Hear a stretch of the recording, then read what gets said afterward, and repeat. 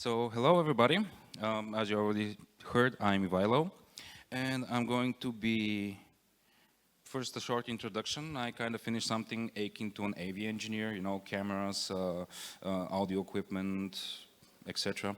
I joined the WWFX team in 2016. I did a lot of lighting and look dev, and a part of our small lighting team, we also do a lot of rendering, optimizations, and technical work. So let's talk about WWFX for a bit. I mean, WWFX was opened maybe 18 years ago, close to 19. We have over 200 projects. Currently, we are close to 200 staff, and we're still expanding in many services. Like recently, we got into motion capture, except the usual, compositing, rendering, art, concept art, and etc. These are some of our latest projects, like time-wise, from present to past: Hellboy, Hitman's Bodyguard, Hunter Killer, Expendables, Automata. I mean, there are many more. And I want to show you a bit of our work.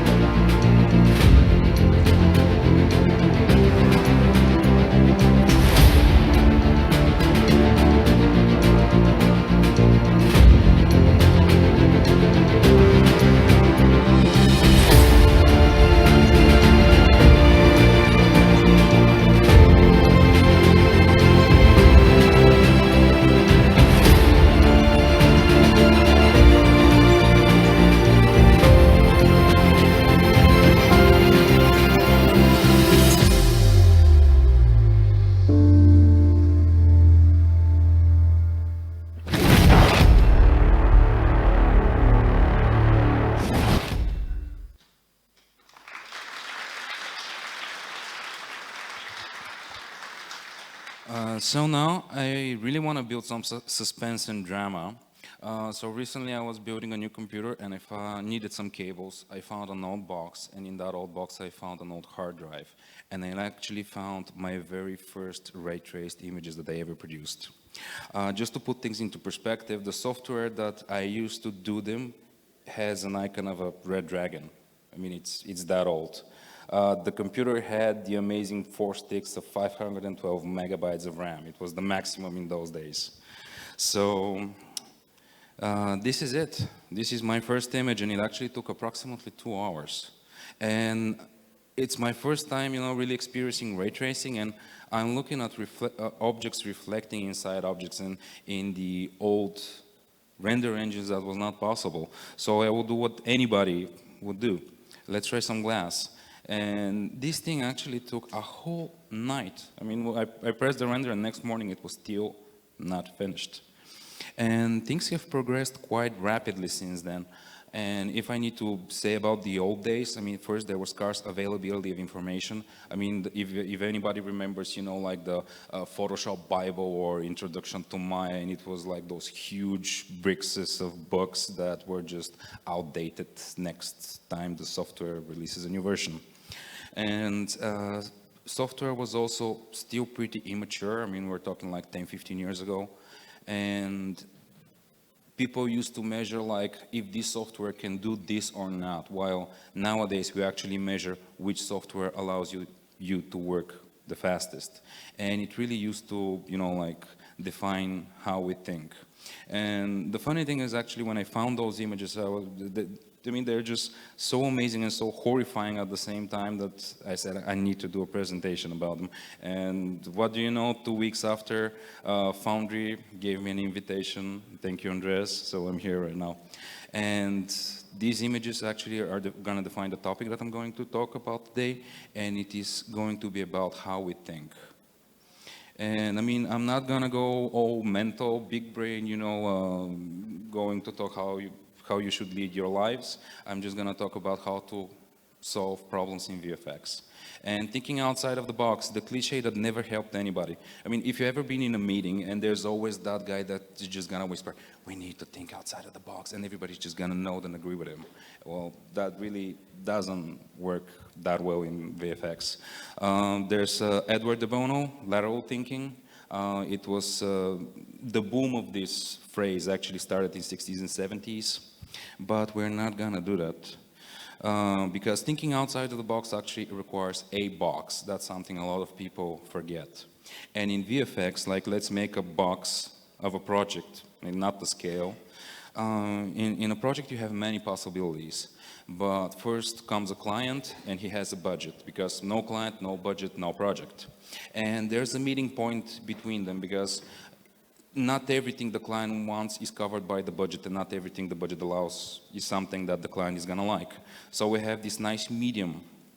And inside that medium, we need to take other things into consideration, like how much time and what's the workforce. I mean, do we have enough time? Do we have enough people to cover that project? And there's other things that you need to take into account. Inside this happy medium, there's another box called infrastructure and pipeline. Even if you can allow to hire more people, can you place them in the building? I mean, do you have enough render nodes, enough licenses? I mean, these are all things that you need to take into account to have a successful project, and it's all boxes. So what I'm going to talk is back to the basics. There's two major ways that have been actually looked into by scientists, and one is divergent thinking, when you take a problem and you start generating ideas, and the other one is convergent thinking, when you take in data, analyze, and you then output and rank solutions from most to least favorite.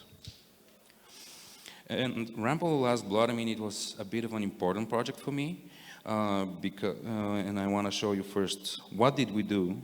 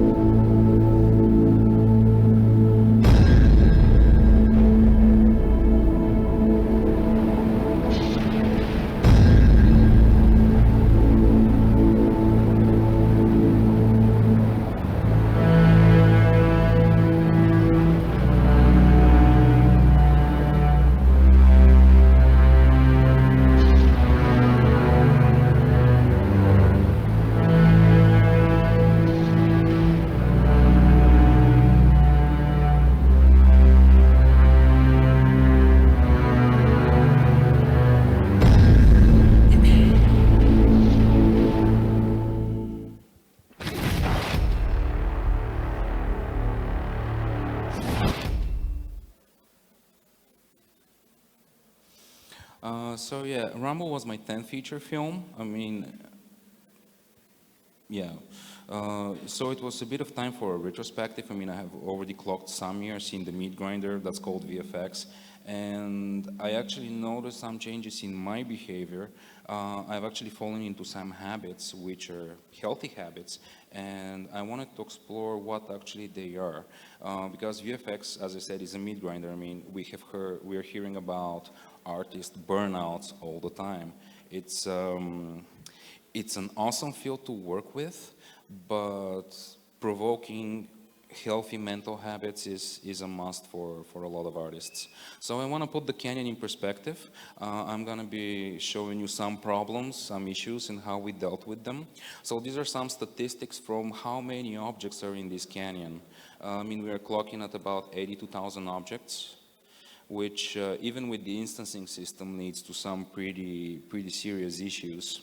And first, I just want to mention, because Jordan Twistlewood, the Katana MP, I'm always chasing him with slides, seeing if his promises of Katana improvements are correct. So he promised us a big boost with Katana 3.0, and we noticed 40 times performance improvement. And he promised a bit less, so we got a bit less. So I'm really happy that the Katana team continues to push forward with the software. So this is an example of some of the statistics of one of those images you saw from the Rambo Canyon. And if you look at the top, the render time is 3 hours and 46 minutes. And I'm just gonna say our render nodes have somewhere in the vicinity of dozens, of course. So the machine is no slouch, but still, this is a 2K resolution. And if you scale it to 4K, like the final resolution, I mean, it was just impossible to deal with this in the time we had. So the head of our lighting department, Svetoslav Ganchev, he has proven himself to be a very good convergent and very good critical thinker. He proposed something that actually was just the best choice ever in that situation. He said, go direct lighting. For the people that are not into the RenderMan universe, direct lighting is usually a debugging render engine. It should not be used as final production, but it has some nice features, which is speed, because it gets away with all those routines and extra luggage that actually comes with tracing, indirect tracing, global illumination, and etc.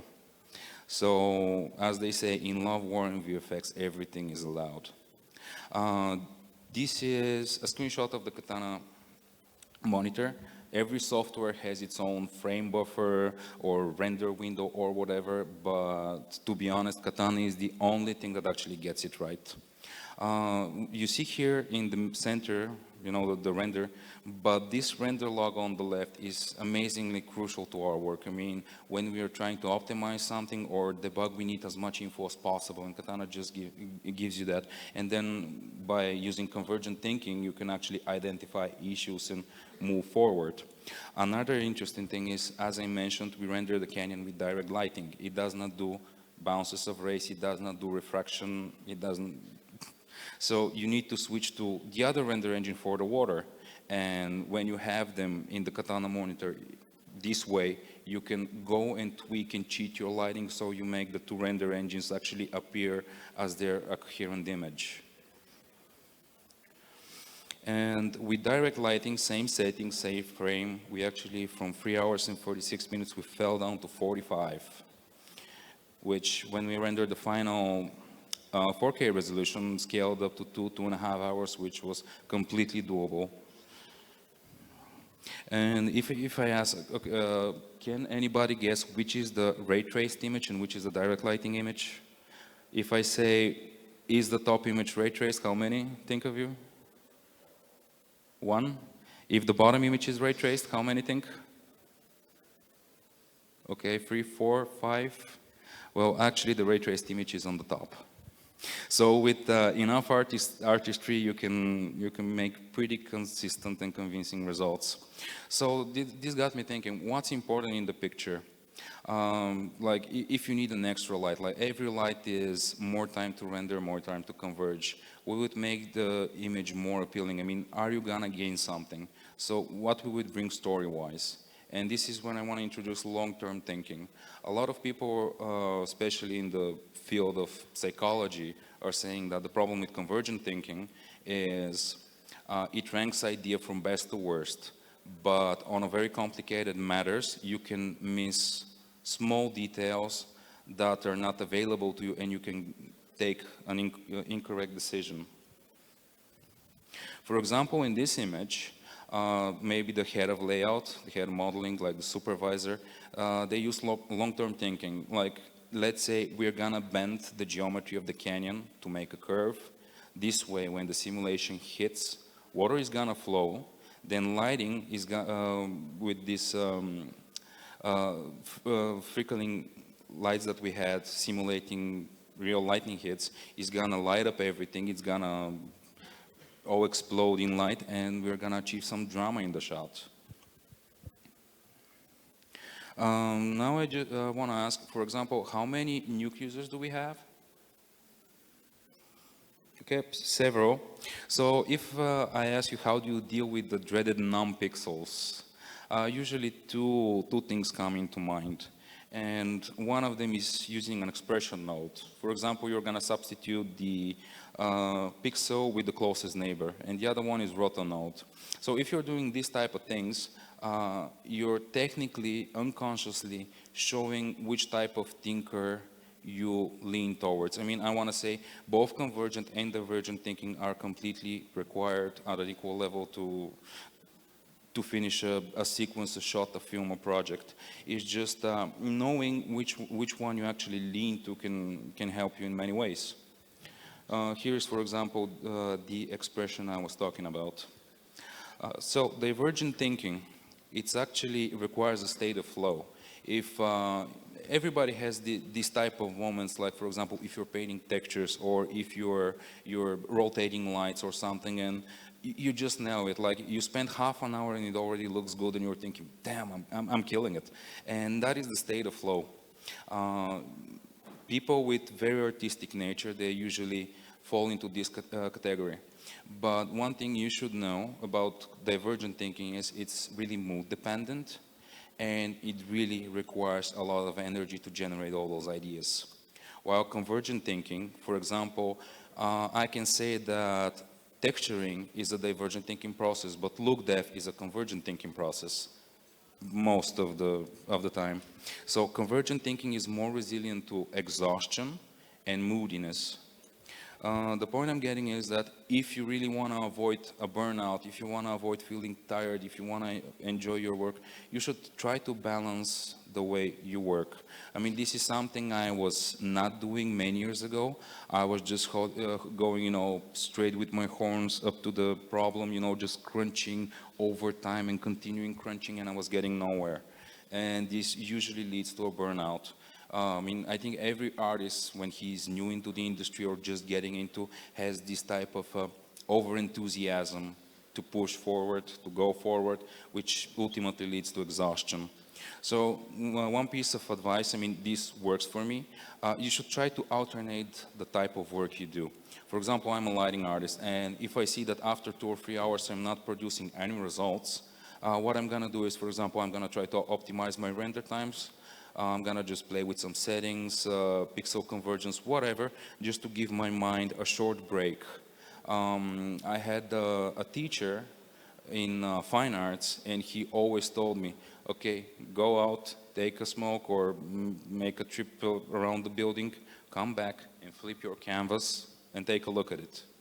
Always you need to have this little mental break to have fresh eyes over the problem. And for example, a lot of things happen. We're people. Maybe today you're more tired. Maybe you're getting a bit sick. Maybe there's something else in your life that's going on. So if you don't feel the flow, just don't push it. If your work allows it, because this is also very work dependent. If you have things that you completely need to do today, then maybe you cannot shift. But always try to shuffle your workload. You'll be much more productive. At least that's how it works for me. And I want to move away from Rambo right now. This is something from Hellboy that we showed at FMX. These are 2 creatures that we did. The top one is from modeled textured and look dev in our studio, and the bottom one is textured and modeled in our sister studio, WWFX. Look dev was again with us, and after Rambo, we had something, we usually at WWFX we have something called crew development. So we had 1 week of a breeding room after Rambo. And our managers and higher staff likes when we use that time to improve ourselves or improve the pipeline. So I said, okay, maybe I'm gonna try out Mari. I mean, the way I used to texture was back in the old days. You open Maya, you do your PSD network, you export your UVs, you know, that's something very old. So I have not been keeping up with texturing software for quite a while. So the question is, can in 1 week you actually learn Mari? And actually, yes, you can. This is what I produced in 1 week. And I wanted to go like with this scuffy, like dry skin, patchy, whatever type of visuals. And the reason I actually mentioned, can you do it in 1 week, is because armed with what I know now, I can actually do it, because learning a new software is always something that frightens people because it requires a lot of time. But the way I approached my work Mari was like this: convergent thinking, divergent thinking, convergent thinking. I'm a convergent thinker, so I'm completely freaked out from the white canvas. I mean, many artists have this. If it's a white canvas, if there is no box, then you have no idea what to do. For example, it's like a director comes to you and tells you, I want a sequence. And okay, what sequence? But if he tells you, yeah, I want this guy in this old school, you know, American car going to the sunset or whatever, then you're going to think, okay, something like a Miami Cops or whatever, then you start getting ideas. So I want to have something on my canvas, and I just threw in some procedurals to give me color variation. This way, when I paint, I'm not going to be constantly thinking of adding the variation myself. I mean, I'm letting the software do that for me. And then I decided, okay, I'm gonna take the face, I'm gonna take the back, I'm gonna take the arms, I'm just gonna use divergent thinking to generate ideas to make them the way I want. And when I'm tired, I'm gonna pass on to convergent thinking and just paint connections between the patches. And then it's pretty easy to make your other components.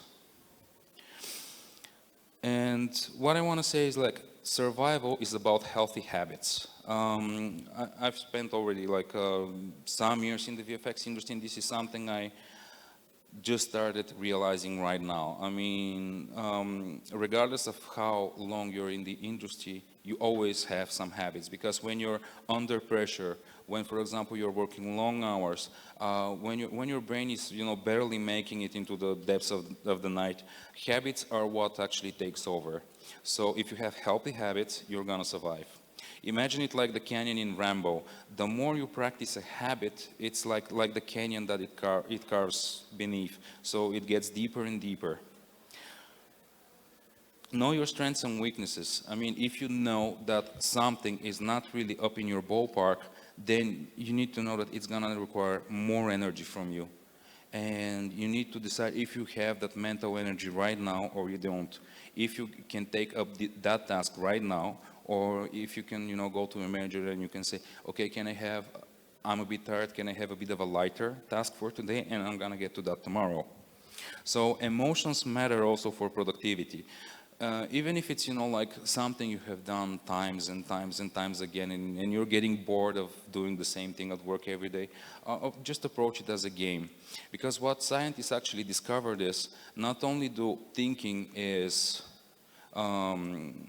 that emotion impact thinking, but also certain types of thinking impact your emotions.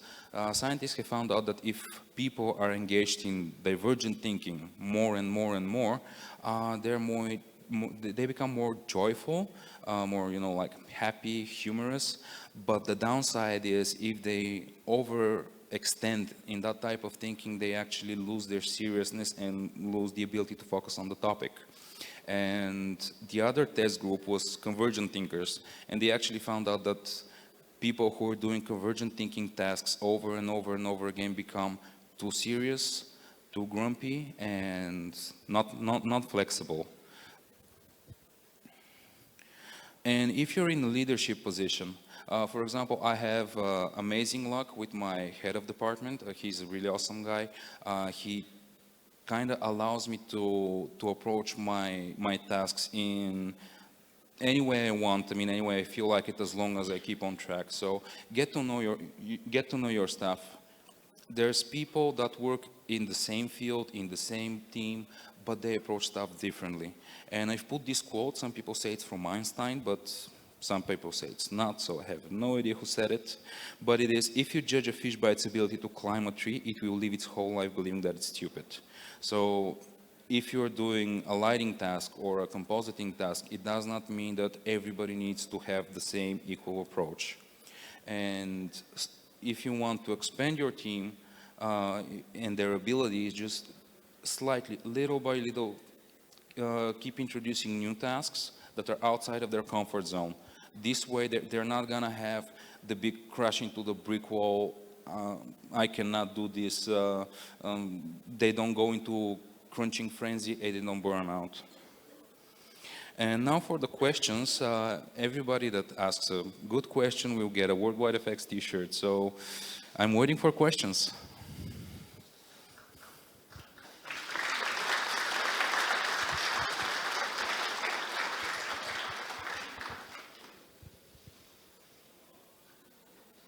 Yeah, one over there.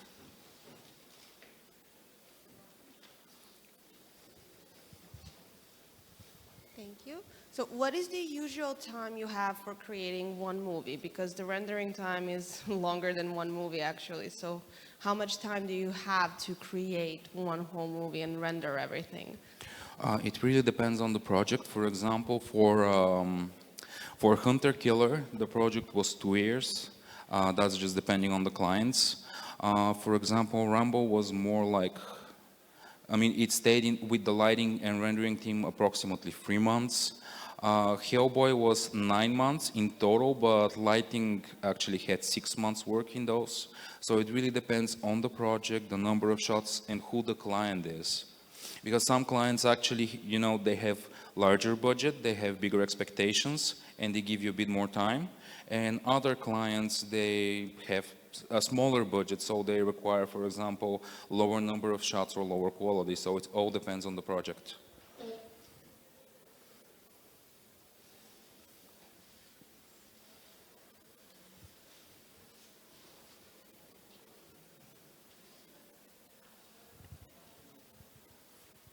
Yes, one here.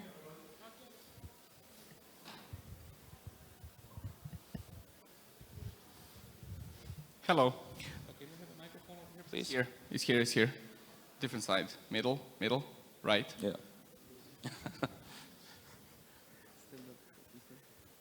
Should I beatbox? Okay. Hey, so yeah, so you basically explained us that you actually do using directional lighting for that scene. As a lighting artist, I was like, oh my God, really? 2000 and what is it, 19? We have to do this? Like, it's crazy. And how many times you actually get in that kind of position right now in these days that actually have to do this? And you show us example exactly, hey, IBL or whatever, all these ray tracing, bouncings, like giving you all kind of stuff, but not enough, or is looking almost directly, exactly same as direct lighting. Yeah, I'm a little bit shocked, but I understand why. But I just like, how many times and why? Well, this is actually the first time we needed to go to this. Actually, it's not really shocking because if you remember the pre-ray tracing days, I mean, it was exactly like this, like the Renderman Reyes system, because now it's like RIS. And the Renderman Reyes it didn't have any concept of global illumination or anything, so it was up to the artist to do it by themselves. And it's a nice little trick. Is like the veterans usually, you know, would use this. But Rambo, this is actually the only situation we made a full sequence without ray tracing integrator, just because of the times. Though Sometimes it can also work for, we're doing a lot of environments, a lot of huge set extensions, and the problem with this sequence was that we had a camera that's passing the whole span of the canyon, so everything needed to be able to survive a close-up. So yeah, that's how we actually cheated the system.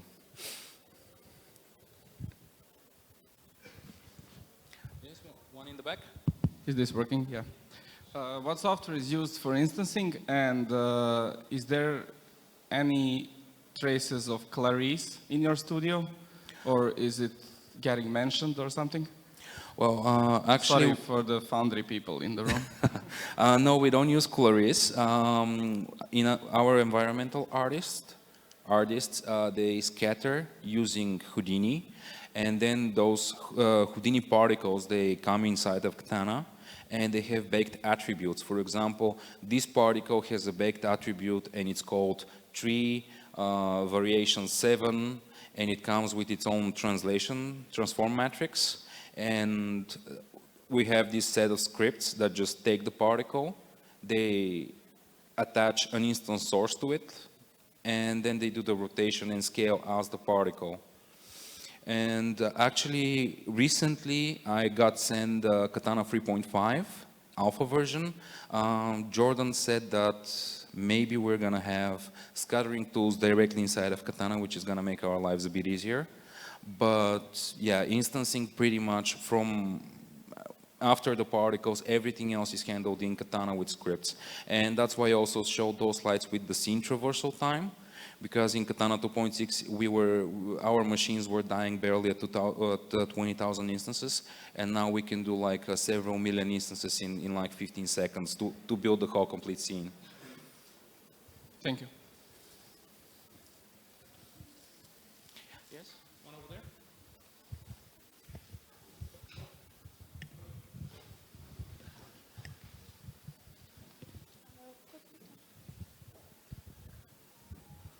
Hello, can you tell me a little bit about the specifics of your scenes when it comes to 3D? So what's the poly count, and what are the sizes of frame buffers on your scenes, and some specs like that? Well, it really depends on a lot of things.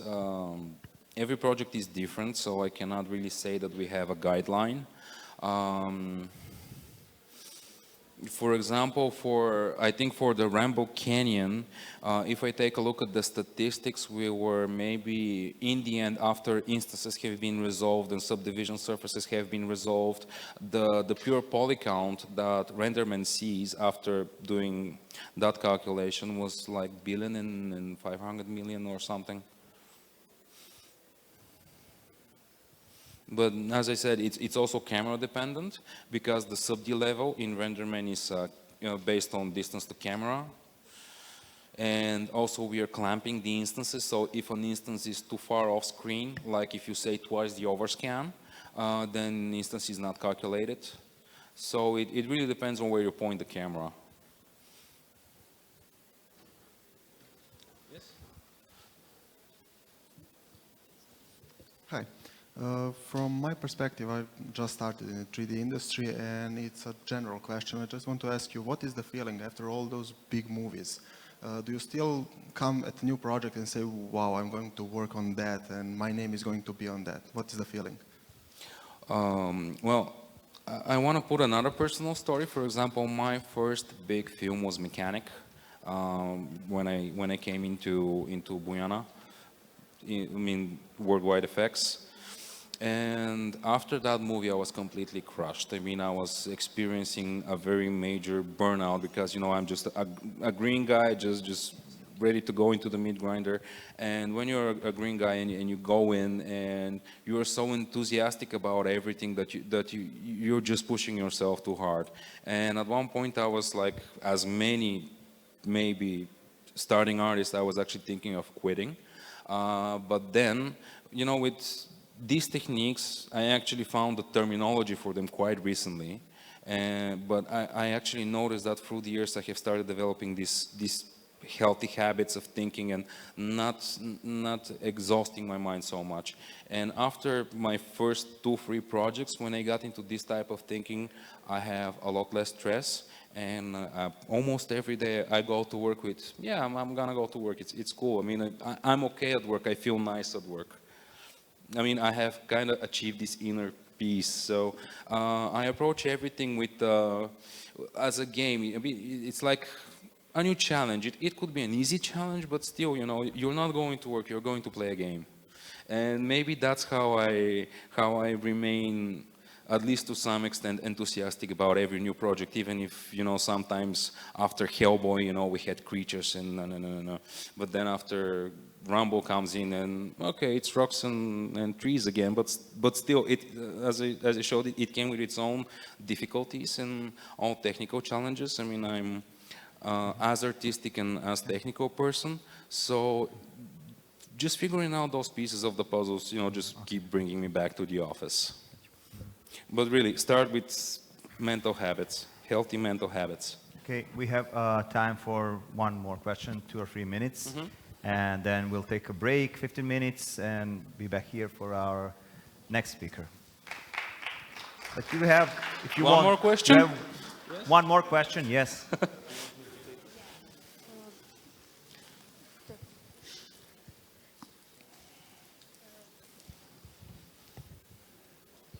Me again. Well, I'm a rookie in all of this, so I just started learning about VFX and everything. So what's the process of like putting in the actors into the whole scene? I mean, the filming process and the VFX process, I think, is very different because most of the things are done on a green screen, and it's very, like, how do you create one whole scene, adding the actors in it? Like, is there a specific process, or is it different for every movie? Well, I think maybe it's more of artist dependent, because, for example, let's say I have a plate with 2 cutout actors from a green screen. Like, for example, in the show reel, you saw that helicopter smashing into a roof, and then at one wipe you saw Samuel Jackson. For example, I worked on that shot, and the way I approached it was, okay, I'm seeing Samuel Jackson, I'm evaluating the light on his face, how harsh his shadows are, whatever. Then I translate that to the CG, and then I start searching for other shots which are not going to be full CG from the sequence to actually check my things and come up with something in between. And then after, you know, we render it out, it goes to compositing. Over there they do the final touches. And pretty much that's it. I mean, if you practice it several times, you're just gonna get the hang of it. Well, thank you very much. Short one, really short.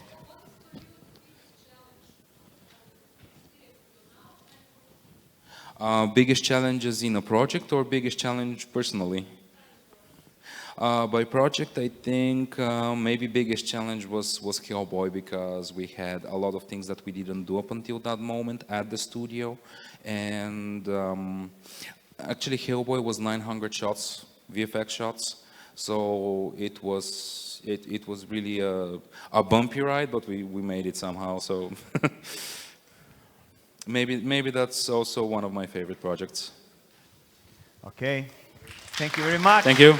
Ivaylo, Petrov, ladies and gentlemen, thank you very much. Thank you very much. Okay.